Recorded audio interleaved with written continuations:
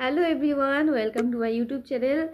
আজকে আমি তোমাদের সামনে একটা গেম খেলতে চলেছি, যেটা হচ্ছে ইনস্টাগ্রামের একটা ফিল্টার।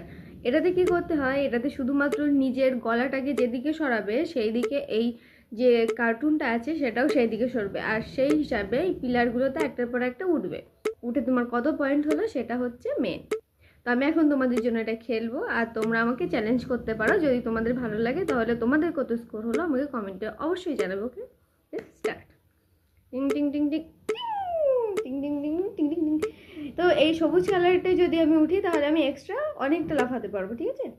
টিং টিং টিং টিং টিং, ইয়ে ইয়ে ইয়ে ইয়ে ইয়ে ইয়ে।